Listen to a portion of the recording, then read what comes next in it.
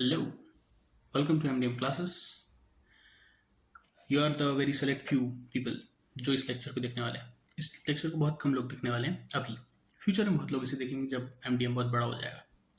MDM is going to revolutionize education, not in just this country, but around the world, eventually in the future. तो MDM classes के पहले lecture में आपका स्वागत है. You are the very selected few जो इस lecture को देखने का सौभाग्य पा रहे हैं. So feel lucky, feel blessed. हो गया.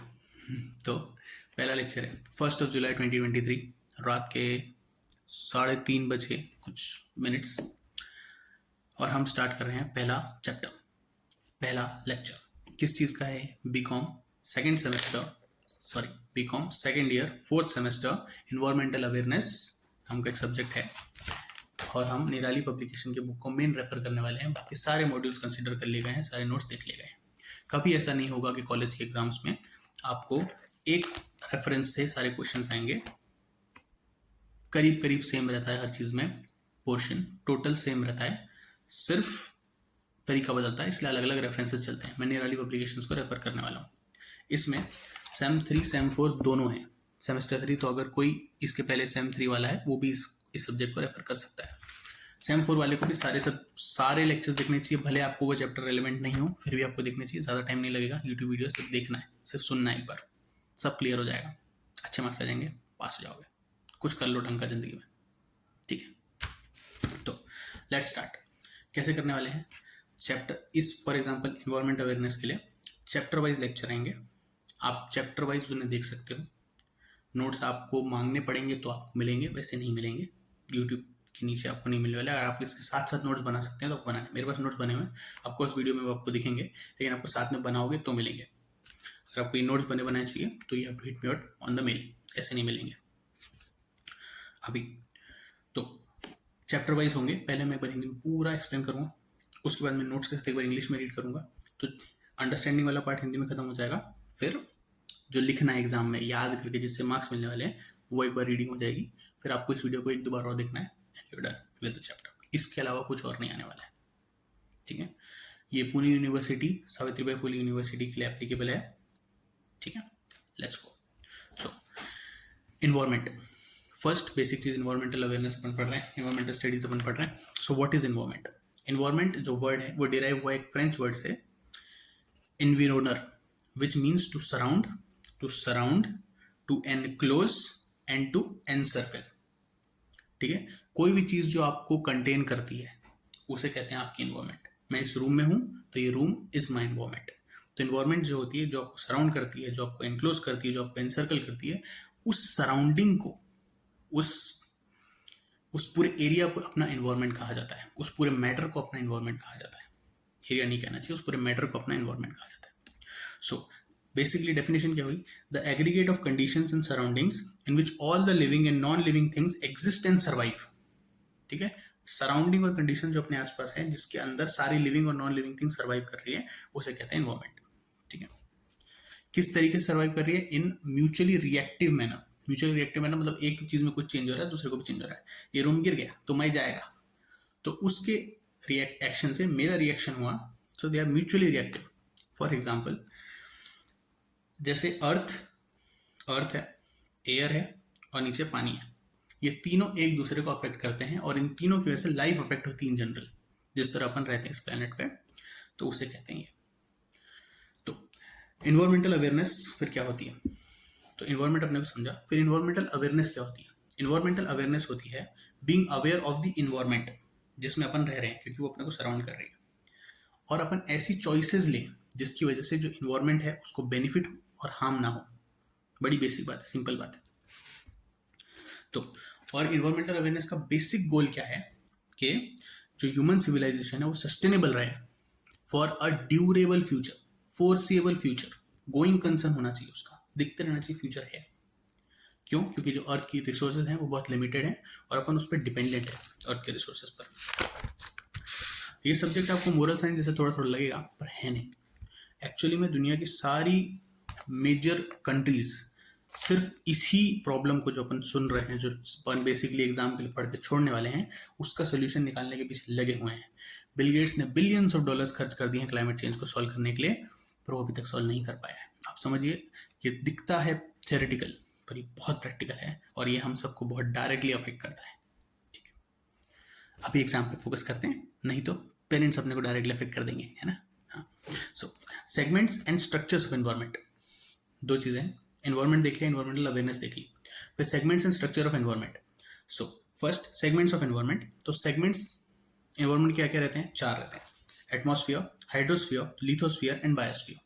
चार, इन तीनों के कॉम्बिनेशन को, एटमॉस्फेयर, हाइड्रोस्फीयर, लिथोस्फीयर के टोटल को अपन कहते हैं बायोस्फीयर। बायोस्फीयर क्या होता है? Biosphere is composed of all living organisms, all life exist in the biosphere. अपन जहां रह रहे हैं, sum total of all the things living and dead, plant, पौधे, पानी, हवा, सब के टोटल को बायोस्फीयर कहते हैं।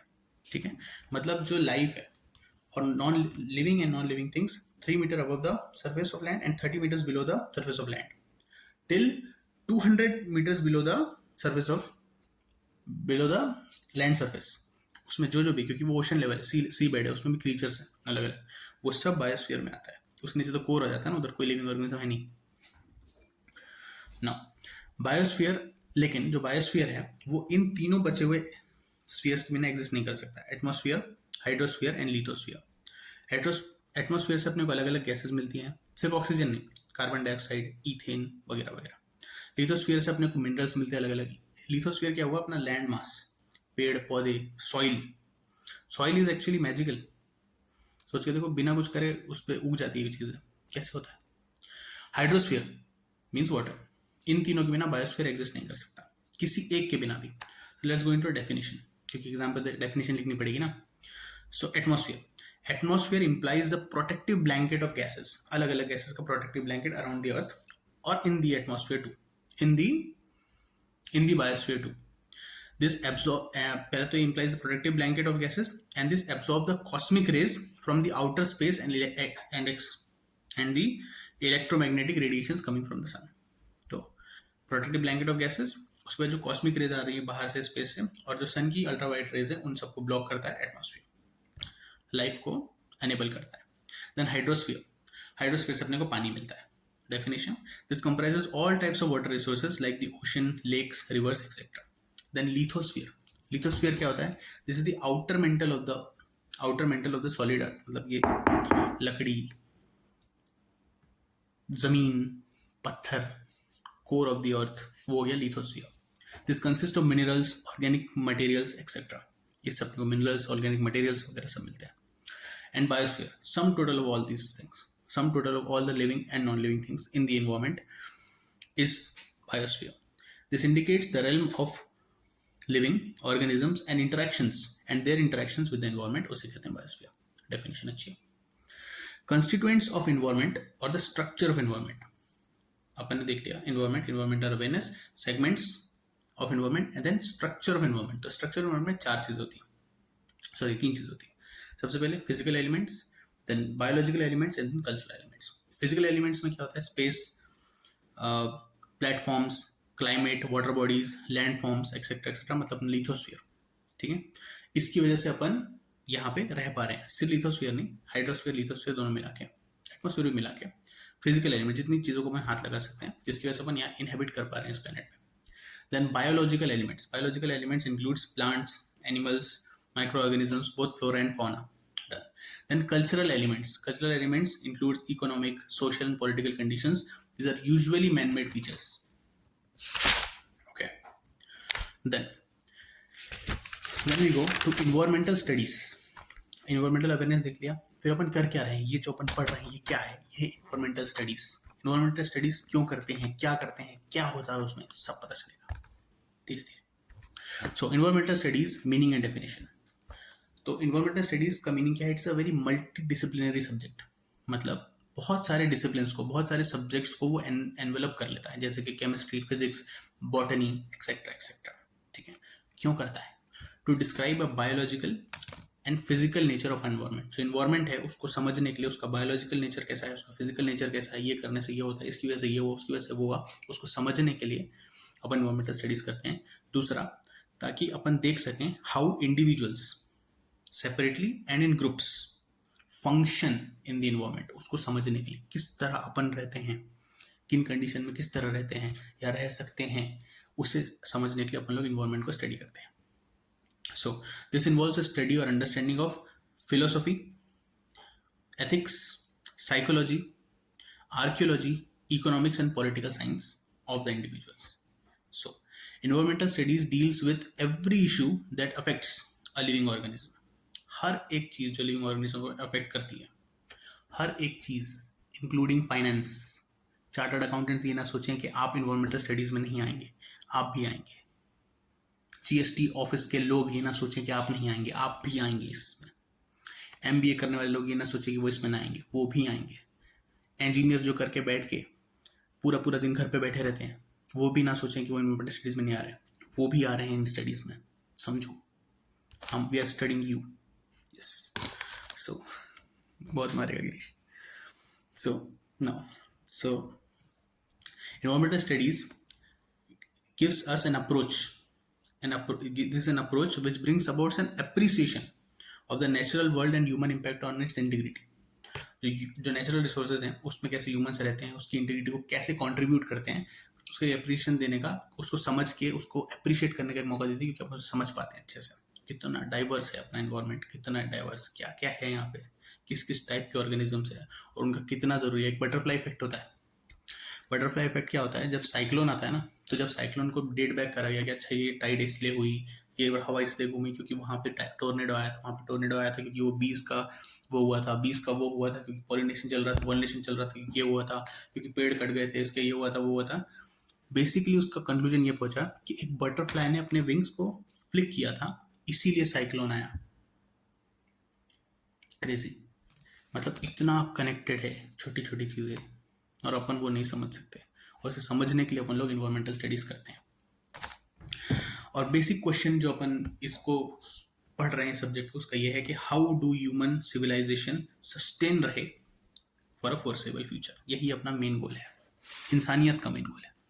सो इन्वायरमेंटल स्टडीज क्या है? This is learning about the environment, learning through the environment and learning for the environment. Environment को पढ़ रहे, इन्वायरमेंट को ही समझते हुए उसको पढ़ रहे हैं, और इन्वायरमेंट के लिए ही समझ रहे हैं ताकि अच्छी तरीके से उसको और सस्टेन करा जा सके, मैनेज करा जा सके। अब इसमें एक वर्ड आया था कि मल्टी डिसिप्लिनरी सब्जेक्ट है। तो ये मल्टी डिसिप्लिनरी कैसे है? तो जो अप्लाइड साइंस है, तो उसमें लाइफ साइंस और फिजिकल साइंस उससे क्या लेता है? Biology, biochemistry, microbiology. और फिजिकल साइंस से क्या उठाता है? फिजिक्स, केमिस्ट्री, एटमॉस्फेयर, उसकी स्टडीज, ये सब उठाता है इन्वायरमेंट को स्टडी करने के लिए, उसके नेचर को समझने के लिए। फिर टेक्नोलॉजी का कैसे यूज करता है? Civil chemicals, civil engineering, chemicals, hydraulics, nano, अलग अलग टेक्नोलॉजी को यूज करके तो एक्सट्रैक्शन होती है। एक्सट्रैक्शन किस तरह होगी, कितनी इकोनॉमिकल होगी, कितनी सही होगी, कितना डैमेज होगा, ये सब टेक्नोलॉजी से पता चलता है। फिर उसकी जो मॉडलिंग होती है, फोरकास्ट किया जाता है उसको, कैसे होगा, कितना अभी तक हुआ है, पहले क्या हुआ था, अभी क्या हो सकता है, नीचे रिसोर्स है कि नहीं है, तो उसकी जो मॉडलिंग होती है उसके लिए मैथमेटिक्स, स्टैटिस्टिक्स, कंप्यूटर साइंस को यूज किया जाता है। फिर जो मैनेजमेंट एंड अवेयरनेस है अबाउट द इन्वायरमेंट, वो कैसे, उसके लिए कौन कौन से डिसिप्लिन्स को यूज करते हैं? So economy, sociology, law, education, management, mass communication. कैसे? अगर हाइड्रोजन कार्स है, सबको पता है ओशन में पानी बहुत है जिसमें हाइड्रोजन बहुत है, हाइड्रोजन कार बनाना चालू करके बेच लो, लेकिन वो इकोनॉमिक नहीं है आज की तारीख में, उसकी टेक्नोलॉजी बहुत महंगी है, इसीलिए वो अभी इकोनॉमिक नहीं है, इसलिए अपन इकोनॉमी को यूज कर रहे हैं। तो अलग अलग डिसाइपल को यूज करता है environmental studies. Okay, now scope and importance of environmental studies. Scope of environmental studies is very very wide and very very large. तो कौन कौन से एरियाज जिसको ये नॉर्मली इंक्लूड करता है? Conservation of natural resources, ecological aspects, pollution of the surrounding natural resources, controlling the pollution, social issues connected to it, impact of human population on the environment. Very simple चीज़ें, जितनी जो अपनी problems हैं environment से related, उन सबको deal करता है। Now, environmental studies uses all and many other disciples. सारे डिसाइपल्स को यूज करता है, और बहुत सारे अलग अलग डिसाइपल्स को भी यूज करता है, जैसे कि environmental education, environmental science, environmental engineering, environmental management. कैसे अपन ने देखा, टेक्नोलॉजी को यूज करता है, मैनेजमेंट को यूज करता है, इकोनॉमिक चीज़ों को यूज करता है, साइंस को यूज करता है, अलग अलग बायो वो बॉटनी के चीज़ों को यूज करता है। तो इन सारे डिसाइपल्स को भी यूज़ करता है। क्यों करता है? To solve the problems of human and animal pollution, जो बहुत बढ़ गई है, and to solve the problem और द गुत्थी of resource scarcity. So definition: environmental studies enables people to understand the complexities of the environment and the need for the people to adopt appropriate activities and pursue sustainable development which are harmonious to the environment. ठीक है, definition वही जो अपन ने बात करी same. Now, scope and importance of environmental studies. Environmental studies का scope और importance क्या है? Environmental studies is beneficial in the following ways. 7 advantages हैं अपने पास, उसके importances हैं क्यों करते हैं environmental studies. It provides the knowledge about problems. Knowledge provide करता है, और किसका knowledge? जो problems है उनका। problem जैसे कि unplanned exploitation and related solution. unplanned exploitation मतलब निकाले जा रहे हो लेकिन उसको प्लान नहीं किया आपने।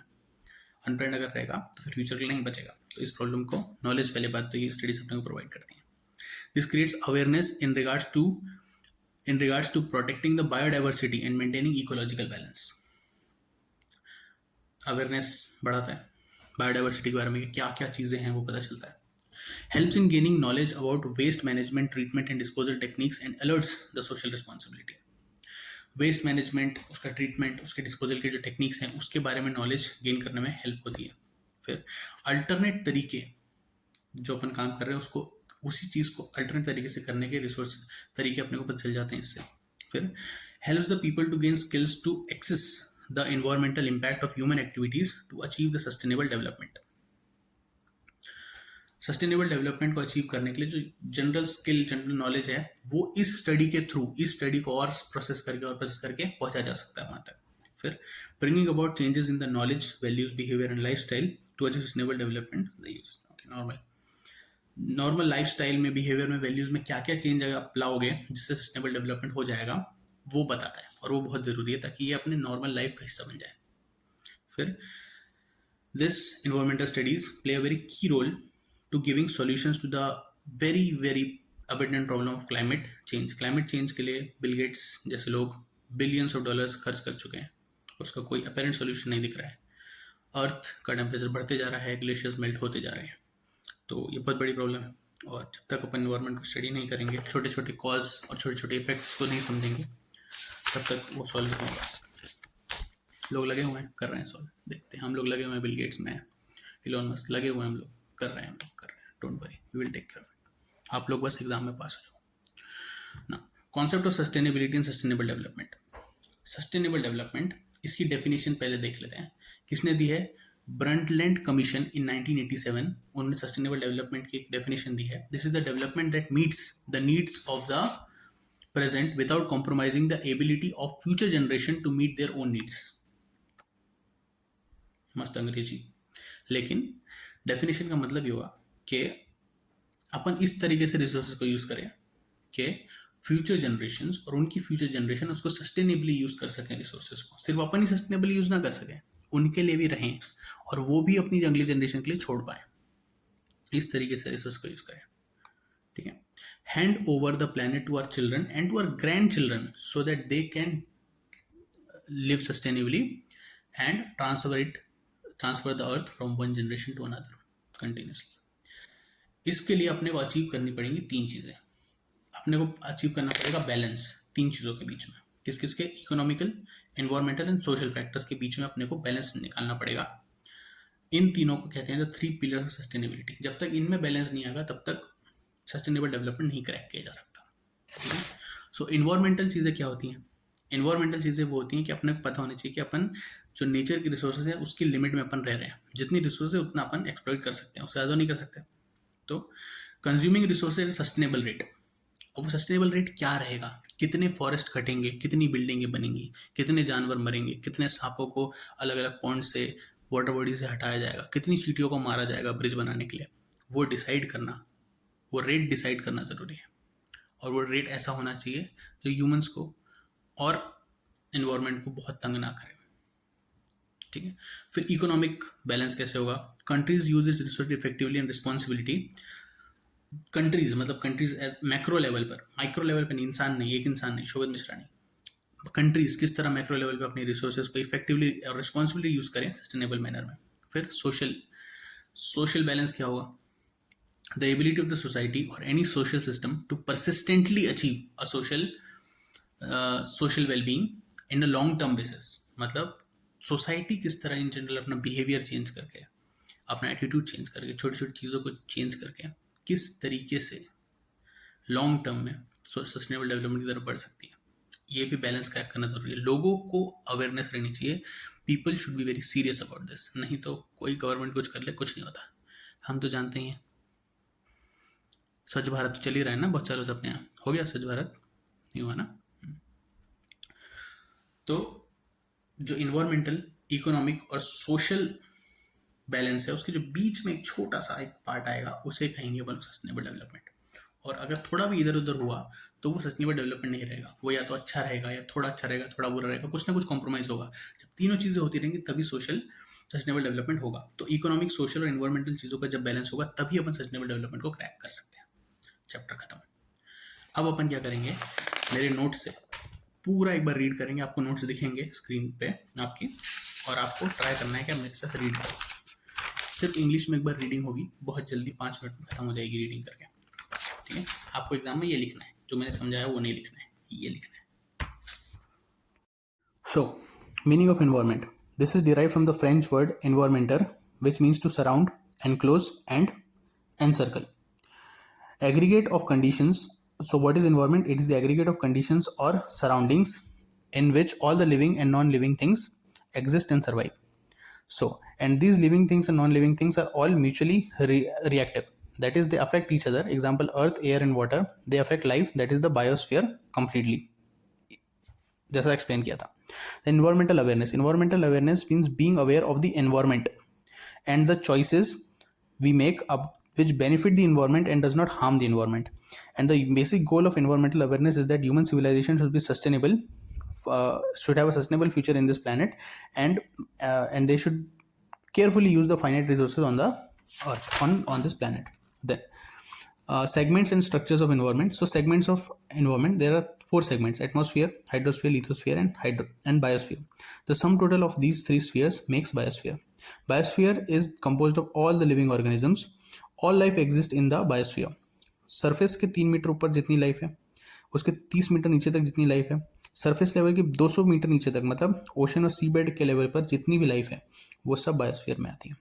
लेकिन बायोस्फीयर एग्जिस्ट नहीं कर सकता है इन तीनों के बिना, एटमॉस्फेयर, हाइड्रोस्फीयर एंड लिथोस्फीयर के बिना. क्योंकि हाइड्रोस्फीयर से अपने को पानी मिलता है, लिथोस्फीयर से अपने को मिनरल्स मिलते हैं, एटमॉस्फेयर से अपने को गैसेज मिलती है. Atmosphere implies the protective blankets of the gases, absorbs cosmic rays from the outer space and electromagnetic radiations.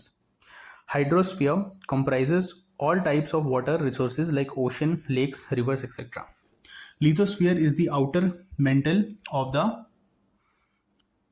solid earth, and it constitutes of minerals, organic matters, etc. Then biosphere, this indicates the realm of all living organisms and interactions with the environment. Then constituents of environment or structure of environment. तो अब अपन ने देख लिया segments of environment, then structures of environment. Structures of environments are the physical elements, the biological elements and the cultural elements. Physical elements means the space, landforms, climate and water bodies because of which humans inhabit the planet. Then biological elements, this include the plants, animals, microorganisms, both flora and fauna. Then cultural elements includes economic, social and political conditions, usually man-made features. Then what is environmental studies? What are environmental studies? Environmental studies, meaning and definition. Environmental studies, this is a multidisciplinary subject. This envelops many subjects, for example chemistry, physics, botany, etc. Then why do we do environmental studies? To describe the biological and physical nature of our environment, to understand how people function both separately and in group. Now, so this involves a study or understanding of the philosophy, ethics, psychology, archaeology, economics and political sciences. So environmental studies deals with every issue that affects a living organism. Approach to bring about an appreciation of our natural world and human impact on its integrity. So this answers the question of how to make human civilization sustainable on Earth's finite resources. Now, what is environmental studies basically? Environmental studies क्या है? This is the learning about the environment, learning through the environment, and learning for the environment. Now, multidisciplinary nature of environment studies. Environmental studies applied knowledge कहाँ से लेता है? Life science है, biology, biochemistry and microbiology उठाता है. फिर physical science, physics, chemistry, अर्थ, atmosphere का knowledge ज़रूरी होता है इन्वायरमेंटल स्टडीज़ के लिए. टेक्नोलॉजी से क्या? Civil engineering, chemicals, hydraulics, nano, वो सब एक्सट्रैक्शन टेक्नोलॉजी का यूज़ करके होता है, वो रैपिडली चेंज होता रहता है. Management and awareness, economics, sociology, law, education, management, mass communication etcetera. Then modelling, mathematics, statistics and computer science. Then what are the scope and importance of environmental studies. Scope जो है environmental studies का वो बहुत wide है और कुछ areas हैं, उसमें से कुछ एरियाज़ हैं जो वो कौन कौन से कंप्राइज करता है. Conservation of natural resources, biology, ecological aspects, pollution, population of surrounding natural resources, controlling the population, social issues connected to it, impact of human population on the environment. Then environmental studies uses all and many other disciples जैसे कि environmental education, environmental sciences, environmental engineering, environmental management. Then problems कौन कौन solve करता है? About pollutions, both human and animal pollution and resource scarcity. Environmental studies enables people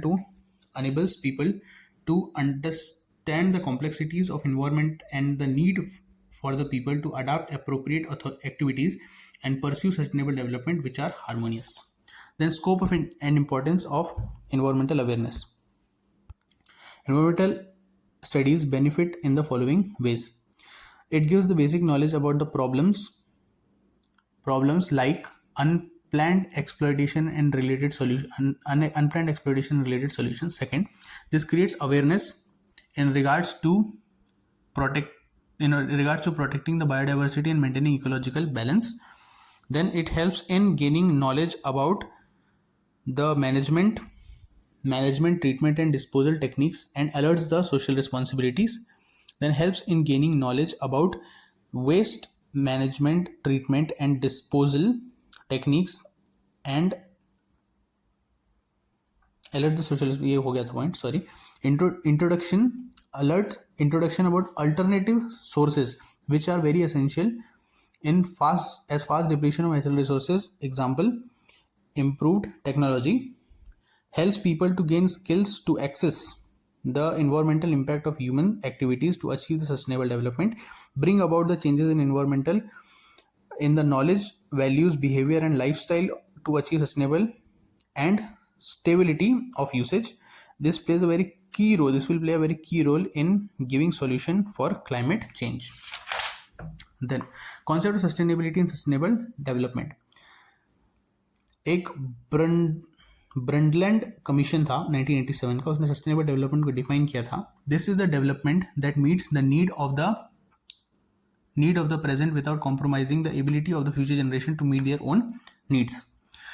This ensures that we can live in a sustainable manner, hand over the planet to our children and our grandchildren to live in a sustainable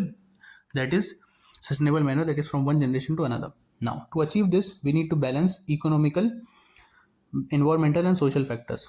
These three factors are known as the three pillars of sustainability.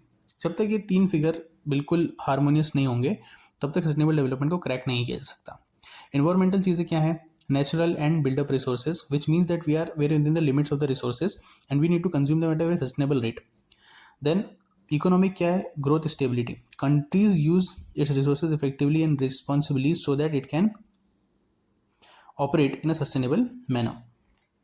Then social, that is fostering harmonies, म्हणजे की the ability of the societies or any society, social systems to persistently achieve a good social well-being on a long-term basis. तो जब ये तीनों चीज़ें रहेंगी तब अगर कुछ एक ज़्यादा रहेगा तो इक्विटेबल रहेगा, बियरेबल रहेगा, वायबल रहेगा, लेकिन सस्टेनेबल डेवलपमेंट नहीं रहेगा. इन तीनों का हार्मोनियस होना जरूरी है, बैलेंस होना जरूरी है. तो अगर आपको सस्टेनेबल डेवलपमेंट चाहिए तो आपको इकोनॉमिक, सोशल, एनवायरमेंटल फैक्टर्स तीनों को क्रैक करना पड़ेगा, तभी आप सस्टेनेबल डेवलपमेंट कर सकते हो. And we are done. First chapter खत्म. आपको इसको 2x पे देखना है एक बार और, एंड यू आर डन, खत्म। Word to word direct question आते हैं, आपको ये बाई चार्ट बना के आना है, एंड डन।